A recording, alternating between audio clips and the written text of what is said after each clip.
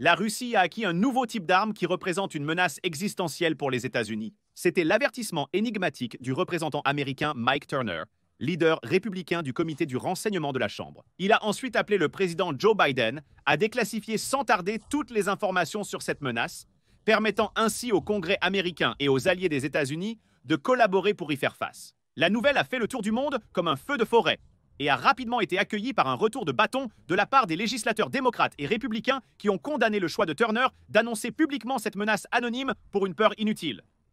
Depuis lors, des détails ont émergé sur cette menace russe, et bien que les informations de Turner étaient exactes, la menace est nettement moins grave qu'elle ne l'a d'abord été dépeinte. Depuis le tweet ou xit malheureux de Turner, de nouveaux détails ont émergé révélant que la nouvelle arme de la Russie est une arme anti-satellite. C'est une préoccupation majeure compte tenu de la dépendance cruciale de l'armée américaine aux satellites pour la communication à la reconnaissance. L'Amérique possède le plus grand réseau spatial au monde, suivi par la Chine, et c'est cette vaste constellation de satellites qui fait de l'armée américaine une menace rapide, agile et très réactive.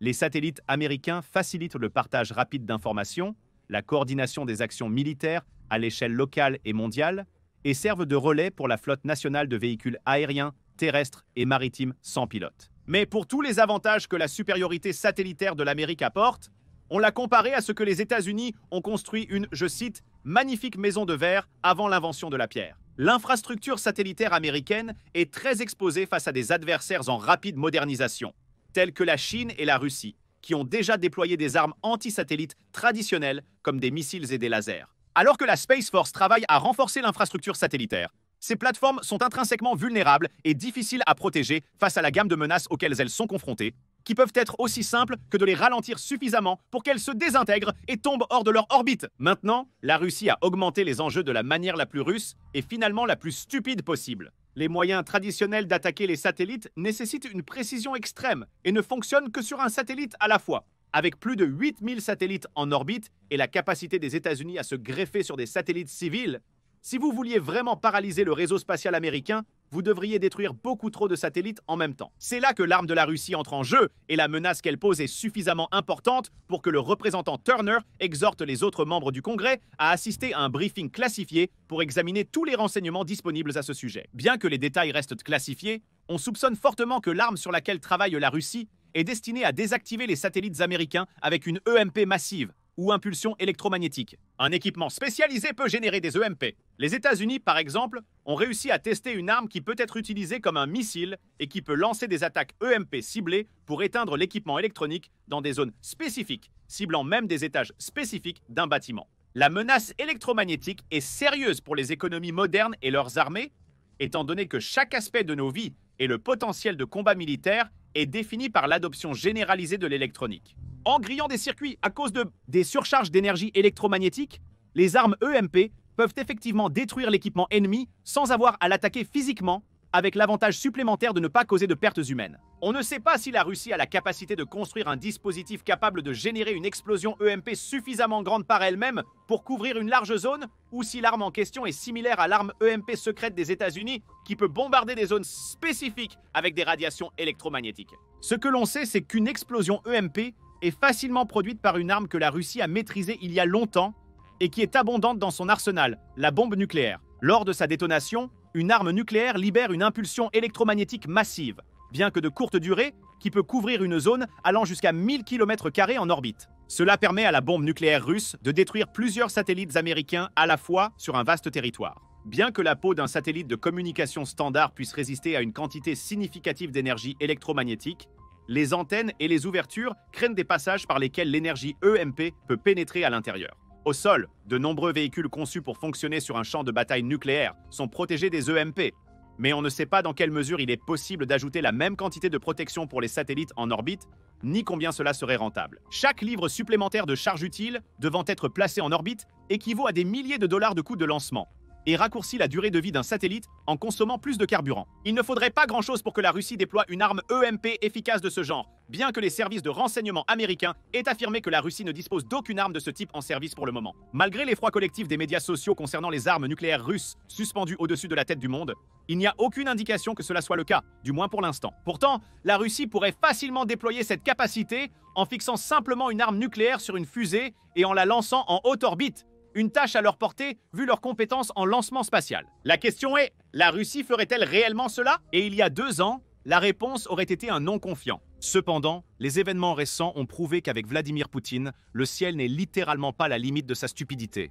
Grâce au traité sur l'espace extra-atmosphérique de l'ONU, aucune nation n'a jamais placé d'armes de destruction massive en orbite, malgré une incitation incroyable à le faire. Même avant que les satellites ne deviennent une préoccupation, placer des armes nucléaires dans l'espace offrait toujours un avantage stratégique décisif, car cela réduirait de plus de moitié le temps de livraison et réduirait considérablement les chances d'interception. Il n'y aurait aucun véhicule de lancement à intercepter dans la phase de poussée ou de préséparation, et il y aurait peu ou pas d'avertissement d'une attaque imminente. Avec les ICBM traditionnels, les Américains pourraient bénéficier d'un préavis d'attaque soviétique allant de 15 minutes à une demi-heure en fonction du complexe de lancement et de la cible. Avec des satellites au-dessus, les Américains auraient juste quelques minutes pour se préparer à une expérience de LARP de retombée mondiale. En réduisant considérablement le temps d'avertissement et de vol, l'interception deviendrait également beaucoup plus difficile. Ce traité a tenu pendant des décennies, et même pendant les pires moments de la guerre froide. Poutine pourrait toutefois le faire partir en fumée, mais la Russie ferait-elle vraiment cela?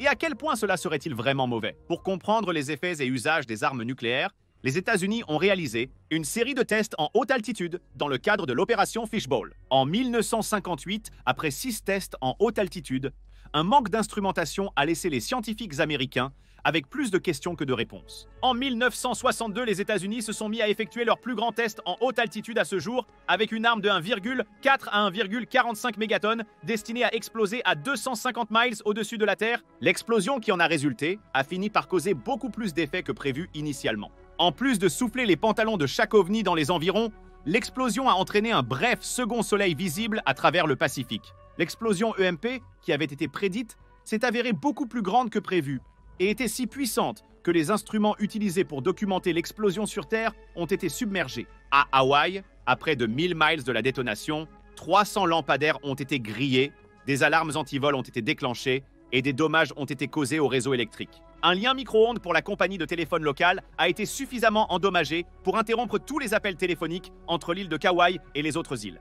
L'explosion a endommagé 9 satellites sur la trentaine en orbite à l'époque, y compris le tout premier satellite britannique. L'explosion a également créé de nouvelles ceintures de radiation autour de la Terre, tout en ayant un effet sur la ceinture de radiation Van Allen existante qui aide à protéger la Terre des particules chargées projetées par le Soleil. Les résultats ont choqué à la fois les observateurs américains et soviétiques qui avaient largement sous-estimé la puissance et la taille de l'EMP générée dans l'espace. Son impact sur les satellites était une inquiétude majeure, et il est vite apparu que les armes nucléaires spatiales pourraient poser un danger mortel pour les futures opérations militaires. Les soviétiques ont aussi réalisé des tests spatiaux à des altitudes moindres, causant des dégâts aux équipements électroniques terrestres et à la centrale électrique. Une toute nouvelle utilisation des armes nucléaires a été confirmée, mettant hors service de vastes étendues de l'infrastructure électronique moderne d'un ennemi. Nous sommes devenus plus vulnérables aux EMP basés dans l'espace depuis lors. La technologie des tubes à vide de l'époque était en réalité très résistante aux effets des EMP, mais les semi-conducteurs utilisés aujourd'hui sont extrêmement vulnérables. En tant qu'arme anti-satellite, une détonation EMP serait particulièrement efficace pour les satellites en orbite terrestre basse. Sur des orbites plus élevées, au-delà de la protection du champ électromagnétique terrestre, les satellites doivent être blindés contre les particules chargées spatiales. Cependant, sur des orbites terrestres basses et confortablement à l'intérieur de l'étreinte magnétique chaleureuse de la Terre, les fabricants profitent de cette protection en n'incluant pas de renforcement, ce qui finirait par ajouter du poids et des coûts. Ce ne sont pas seulement les satellites électroniquement grillés qui posent le problème, car il y a aussi la destruction évidente causée par l'explosion elle-même. Cela serait en fait considérablement atténué dans l'espace, car il y a peu de moyens de transporter une onde de choc. La menace pour les satellites proches pourrait déclencher un syndrome de Kessler, un événement destructeur en cascade. Cela se produit lorsque suffisamment de débris spatiaux sont générés pour qu'à leur tour ils commencent à détruire d'autres actifs spatiaux, ce qui ne fait qu'ajouter au nuage de débris. Finalement, il y a tellement de débris spatiaux en orbite autour de la Terre qu'il devient impossible de prédire toutes leurs orbites. Et ainsi, les vols spatiaux deviennent trop dangereux. Et cela pourrait prendre de plusieurs décennies à plusieurs siècles pour que les débris spatiaux se désorbitent d'eux-mêmes. Laissant l'humanité piégée sur cette roche avec Elon Musk. Donc, la Russie est-elle assez naïve pour vraiment faire cela? L'essentiel est que la mise en orbite d'armes de destruction massive violerait le traité de l'ONU sur l'espace extra-atmosphérique. En représailles, d'autres nations qui possèdent déjà des ADM mettraient leurs propres armes nucléaires en orbite comme moyen de dissuasion contre une attaque contre elles-mêmes. Cependant, une fois le tabou brisé, la militarisation de l'espace sans ADM commencerait réellement et augmenterait de manière exponentielle le risque d'un événement de type syndrome de Kessler. Tout cela parce que Poutine était triste de perdre en Ukraine. Et c'est exactement ce qu'est cette nouvelle arme anti-satellite. Prévisible au point d'être d'une banalité absolue, chaque fois que la Russie subit un revers majeur en Ukraine ou que l'Occident est sur le point d'envoyer un nouvel envoi d'armes majeures, la Russie sort le vieux sabre nucléaire et commence à le brandir. La stratégie est efficace pour dissuader les Occidentaux de soutenir l'Ukraine et crée beaucoup d'hésitations historiques à fournir des armes dans les 2 années qui ont suivi le début des guerres. Alors que le Congrès américain est proche d'un accord qui ouvrirait des milliards de financements pour l'Ukraine, cette nouvelle de ce test est probablement encore un autre caprice destiné à dissuader le public américain. Il n'y a aucune raison de penser que le représentant Mike Turner a volontairement divulgué des informations sur cette menace. Malgré son soutien à l'Ukraine, des alliés de Trump du Parti républicain, tels que le président Mike Johnson, négationniste des élections, ont délibérément saboté les accords de financement pour créer des problèmes que l'ex-président pourrait exploiter. Turner, frustré par des mois de blocage d'un accord financier, aurait divulgué ces informations pour stimuler l'action contre la Russie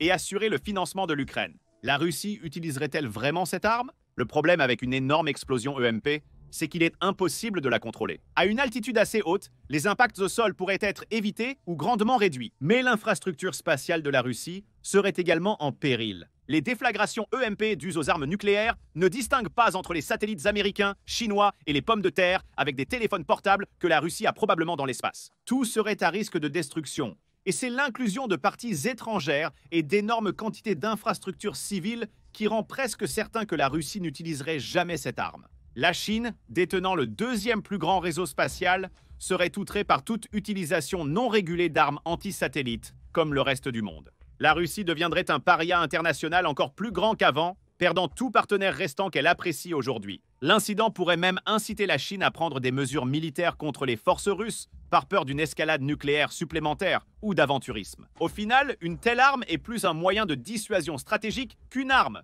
Une raison de dissuader un adversaire de vous attaquer en raison du coût incroyable que cela implique. Vérifiez maintenant les cibles nucléaires de la Russie ou cliquez sur cette autre vidéo.